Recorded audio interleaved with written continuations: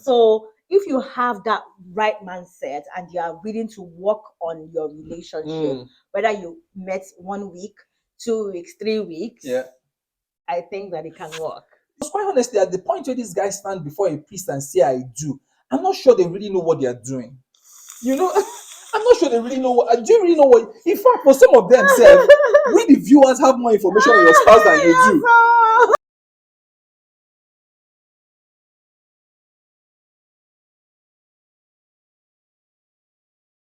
Hi everyone. So I'm sure there's a number of us that watch Love is Blind, and some of us watch by proxy or by obligation, like Frank.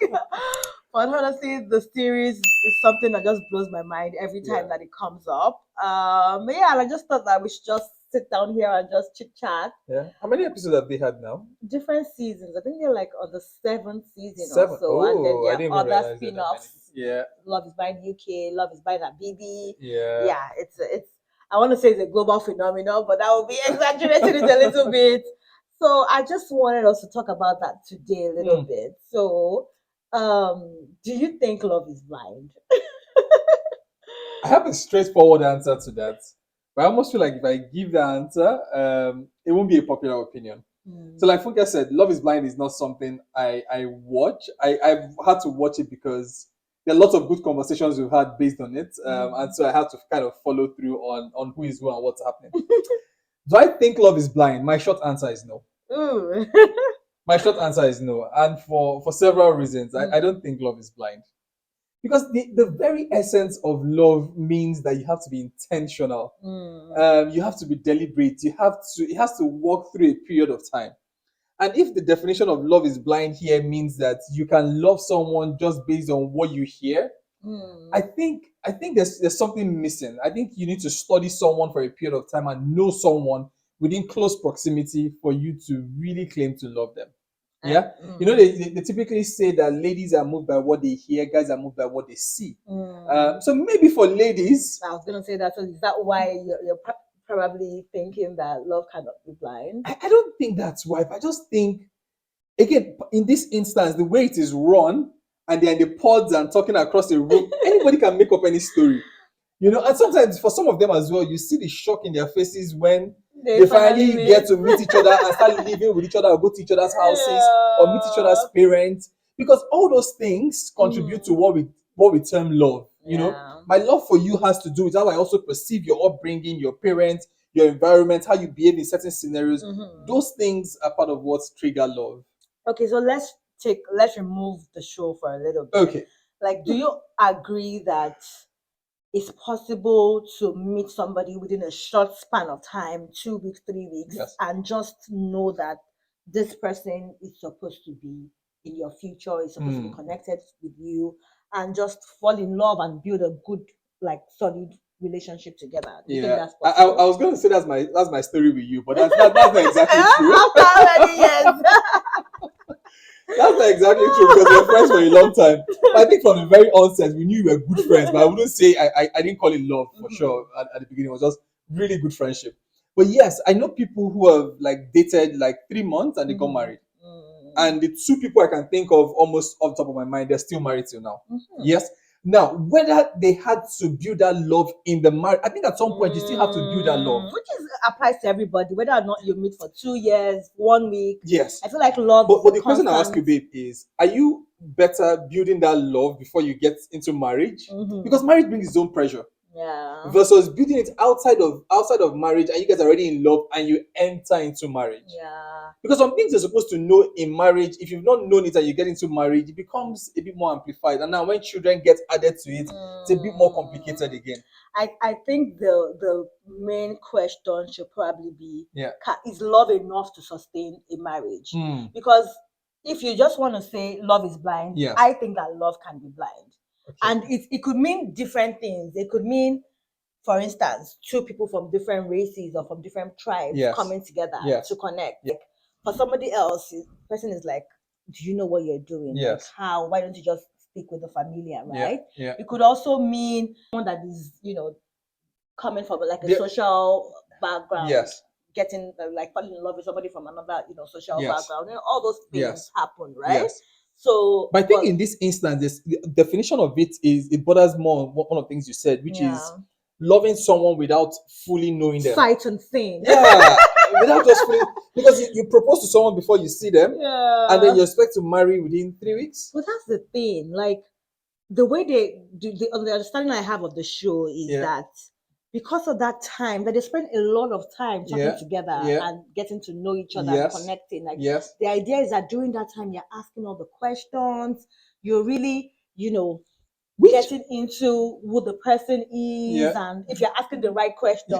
But of course, it's funny, and which goes back to what you were saying at the beginning, because it's like doing a job interview. Can you work under pressure? Absolutely. All those questions that we just answer yes. Oh, do you have a cleaner? Do you like cleanliness? I'm like, oh yes. And then you come to the room and I'm like, anybody can answer yes or no with those questions. It's always so funny. But I totally understand how love can be blind in some sense. And love, so if you love someone, there's so many things other people see that you don't see. From that perspective, I can say love is blind. You let go of so many things. Have you seen people in love where you're warning them about this person? Like, can't you see this behavior? And the person just doesn't care. From that perspective, love is blind. But I think in the way this experiment is set up, I have a couple of issues with it. I think what happens, in my opinion, and from how they've displayed for most of the couples that go into there, it is lost. It's not love. Shaking tables. Quite honestly, because they dive right into things that should come. Well, not all of them. Like, if you choose, not all of them, for sure. Because if you choose to start the relationship and say, oh, okay, I don't want to, for majority of them, because the environment is too tense. The environment is too. So they're releasing pressure. Yeah, they just put them into it, and it almost feels like it's a quick way to bond. Because whether or not you like it, you talked about talking every time and getting to know each other. That is what everybody that starts dating does. I remember when you and I started dating, it used to be the era of, oh, you drop the line, and you go to sleep, I don't want to go to sleep. Who will be the first to drop end the call?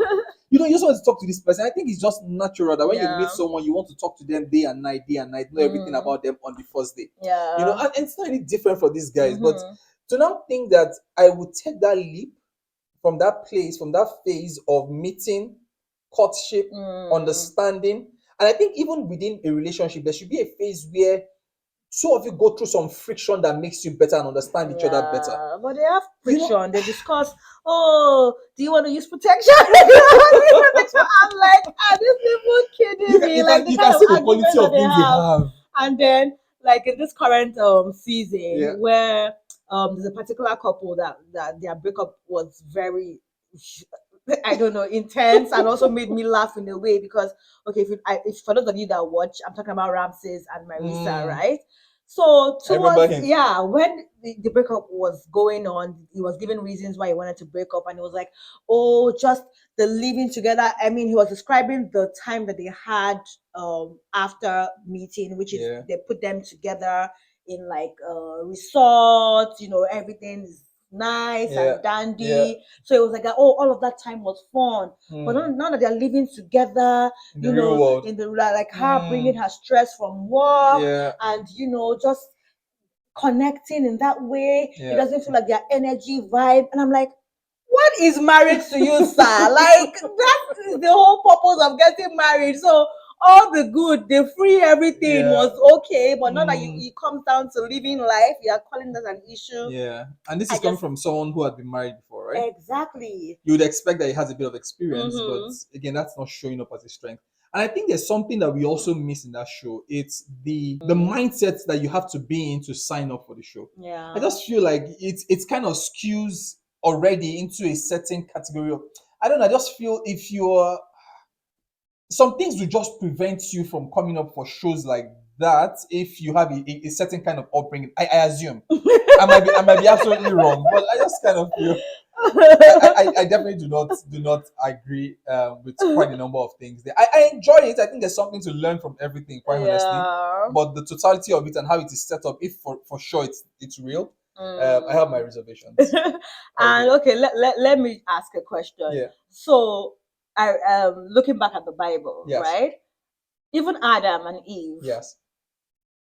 Adam and Eve were like the first to me, the Love is Blind, the real Love is Blind episode. God just brought Eve out of him and just said, look, and then this is your wife made out of you. And then Adam said, wow, bone of my bone, flesh of my flesh.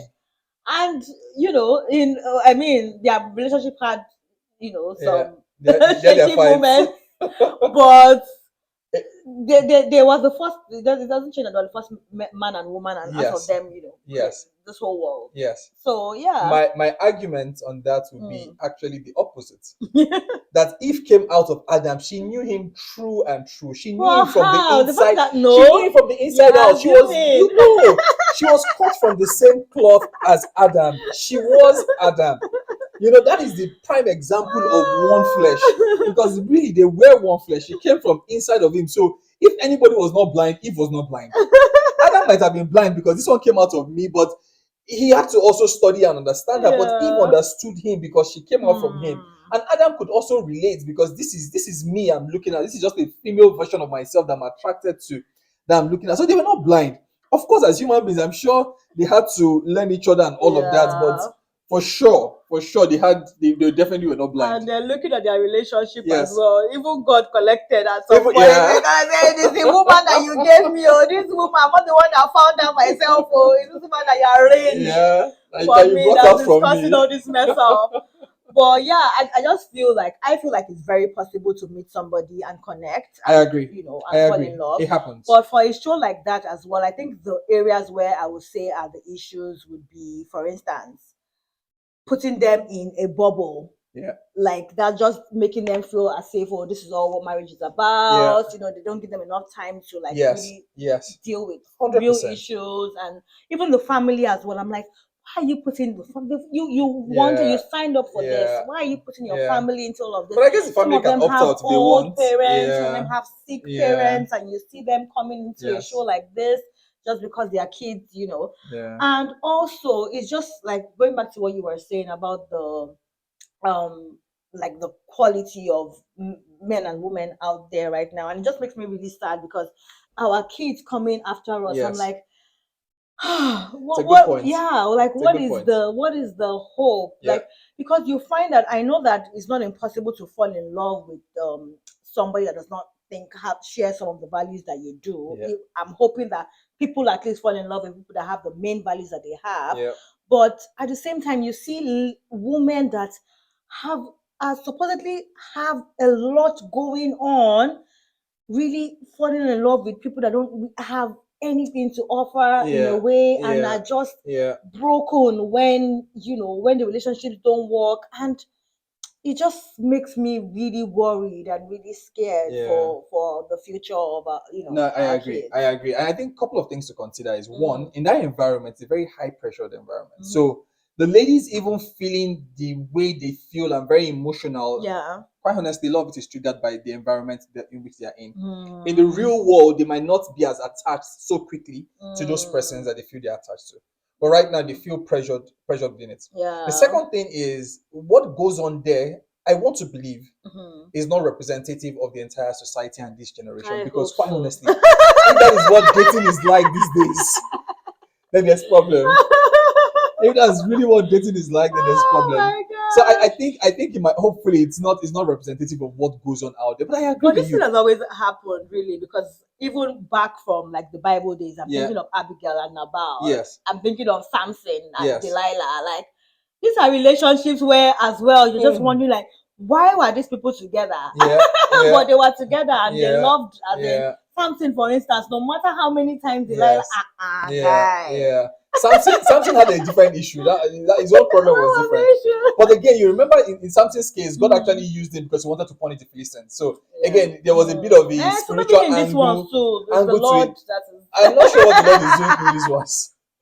But I just feel like there's something about the way it is set up that it kind of puts them in that mode or that head space where they feel the need to make a decision. And for most of them, you will find the counter side of it with their parents. Because the parents are always asking, are you sure? Are you sure? Are you sure? They can see clearly. Exactly. Because they know that love is blind, but marriage. Even parents that are divorced, asking you, are you sure? You know, parents that have gone through it are asking you, are you sure? And most of them say, oh no, I'm sure, I love him, I love her. Oh, I can't. The best thing that ever happened quite to honestly, you don't really know this person. All you know is what you've been told. Yeah. You've not really observed this person in a real life situation. You know, when you perform experiments within a forced environment, it's hard to really tell. Yeah. You know, you want to really observe this person in a real world scenario and see how they react to things. I think that if there's a way that they can be sure that everybody coming into the experiment is coming for the right reasons, I think that is an experiment that can actually work and that works, because you find that there are some relationships that are still ongoing to today. Some are. But what do you mean by right reasons? Like people that really want to get married, people that really want to find a genuine connection, I think people that are willing to build, knowing that okay, no, this is 3 weeks, but are willing to build afterwards on this and grow together. Again, I don't know. Some of them are just becoming for fame. Yeah, but a lot of them now after the first, second season. But it's possible that some of them actually come with the mindset of wanting to. But the problem is, one, some of them are carrying too much baggage into that place. And then secondly, they get into that like, okay, maybe I made a mistake. And you're just realizing halfway. You know? And I feel like, just like any human being, we don't want to fail, right? So that pressure even of coming into the show, I want to live with somebody. I want to get to the next step. I want to see what it's like. I don't want to fail this. But in this case, I think Ramses was in that space where my honest opinion with Ramses was, at the point he was telling her that he was done, that wasn't when he realized he was done. Of course. He had been contemplating, he had been contemplating for a long time how to walk away. He never found it. Now he knew that he had to make that decision now or never, because the girl had already tried on her dress. But he didn't want to hurt her because they had become friends in some way, but he knew, I can't go on with this. I'll be in trouble. And he just wanted to walk away. So all that one he was saying, at that point, it's not you, it's me. Yeah, there's no amount of cry that babe would have cried. He would never have taken her back because his mind was made up. All those ones he was doing, like he was sad, he was no. That was he was acting. He was acting. He knew what he was doing. Oh my goodness! When you were talking, I remembered Hannah and Nick as well. And Hannah is the girl that was always abusive towards her partner, always going on and on about everything that he could not do, that he wasn't doing right. And I'm wondering, guy, like, why are you in this relationship? So people tolerate. What can we do for kids to, or even ourselves, like our friends, our kids, our sisters, our brothers, just to, number one, feel like they are enough in themselves, and also be able to see clearly. I know that relationships can be, you want everything to happen the way you want it to happen, but how can we be, and how can friends be comfortable enough to say, look, friend, this relationship that you are in is not the best one for you. Like, come out of it. No, I absolutely agree. I think it's not. In Anna's case, I don't even blame Anna, quite honestly, because what shocked me was that if she hadn't broken up with him, that guy was comfortable enough to proceed in that relationship. It was shocking. It was shocking. It just makes me. I didn't see the guy as bad as people made him out to be. But when that event happened, I'm like, okay, maybe this guy is really not fully cooked. Series of events. Maybe he's not fully. I kind of saw him trying to grow up to the person that Anna wanted him to be, but the fact that you kept being put down at every point by this person and you were still willing to go ahead, it definitely wasn't ready for the long haul. Quite honestly, it wasn't ready for the long haul. I think in everything, like, one thing that is very clear to me, it's so important for us to try as much as possible to build like strong marriages, because our children are coming out of these marriages. Our children are watching, are learning some of the characteristics, the values that they want from a marriage, the things that they want to accept. I'm thinking of how you would find that so many family, like so many of the contestants, so to speak, that come from broken homes, always have lesser expectations as to what they want. And you see the impacts, And some of them are even saying, oh, I don't want to do what my father did. I don't want to make the same mistakes like my father did. I'm talking to you, Ashley. And are ultimately choosing the exact same people that they are. Oh no, it's really sad. So if there's one thing that show leaves with me, is how important it is to, as much as possible, choose right partners ourselves, and also make sure that our kids are having good examples and good experiences. No, I absolutely love that. I absolutely love that. And to your point, marriage is not an experiment, quite honestly. Yeah, marriage is not an But is it experiment. not? It's not. It's not, because an experiment by nature means that you can alter certain factors to kind of determine the outcome.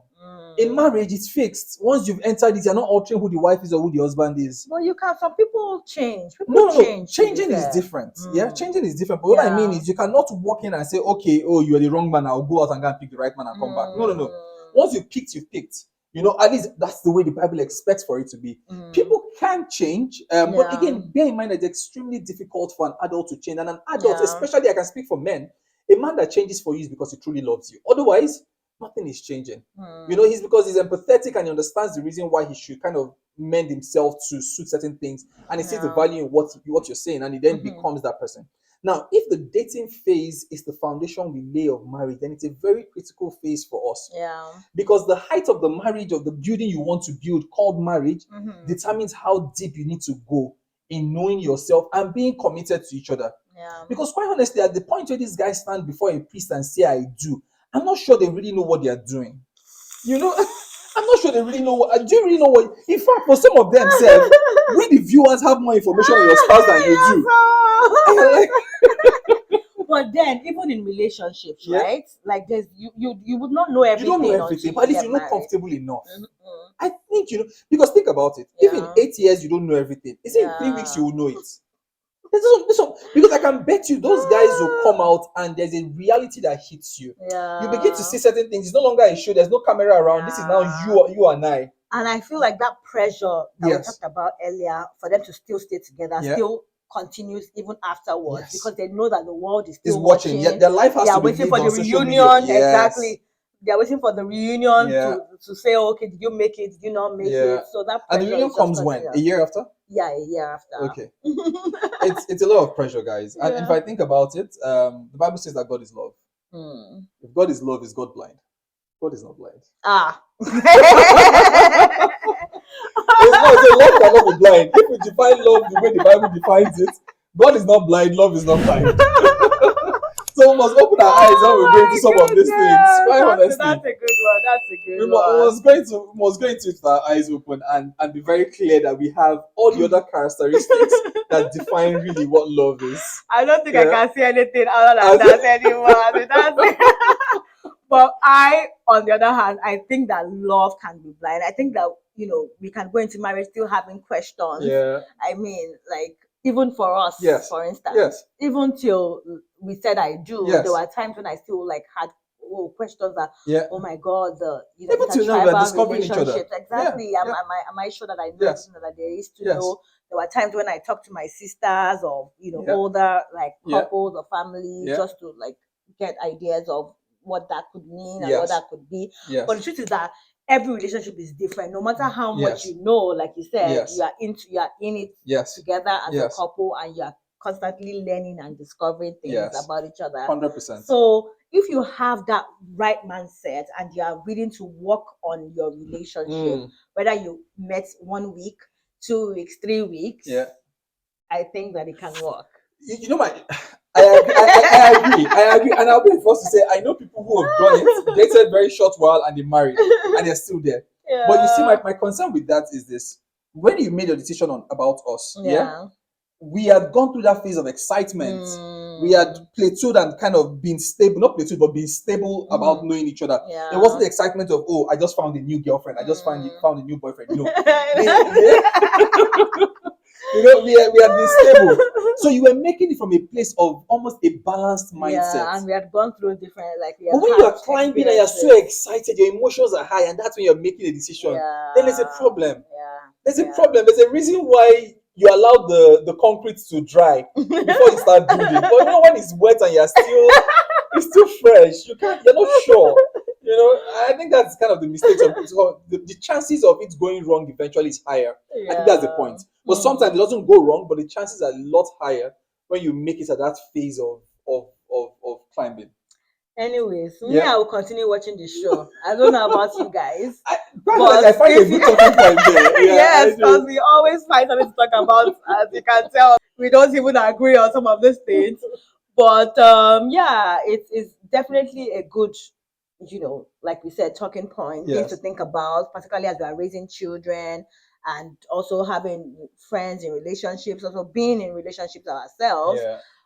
Just things to look out for. And it's interesting to see how when you are in a relationship, there's so many things that you don't see. Yes. So I know how some people just want to, oh, it's my relationship, it's none of your business, keep it private. If you have friends that you trust, if you have people that you trust around you, ask them questions and be open to receiving feedback as well. If everybody around you is saying that this person is not good for you, there must be something. Like, be open to learning from that. And No, I love that. I love that. Don't invite everybody into your business, but you know few people that you trust, and you can talk to and kind of sound their opinion. This is what I'm thinking about this person. This is my concern. What do you think? You know, particularly, and again, this is my own personal advice. Particularly, the person has gone ahead of you. If the person has visible, proven results in their own relationship and their own marriage, there's no reason why you can't talk to them. You know, so but then again, there are also people who are just naturally good people. For some reason, they've just not gotten to that space of marriage. By all means, you can talk to them. But I think it's always good when people advise you from a place of experience and clarity. Yes. All right, let us know in the comment section. Do you think love is blind? Do you think love can be blind? Do you think, love is blind and marriage is the eye opener? Let us know what your thoughts are. If you are watching the show as well, or if you watch the show, drop a comment. Let us know which relationships in the show drove you crazy, which ones you are rooting for. Let's just discuss. Absolutely. Lots of different things to talk about on that show. But it's a good learning point for us. Okay, that's all for today, and on to the next one. As usual, please comment, like, share, subscribe, and all the good stuff. And see you in the next one. Bye.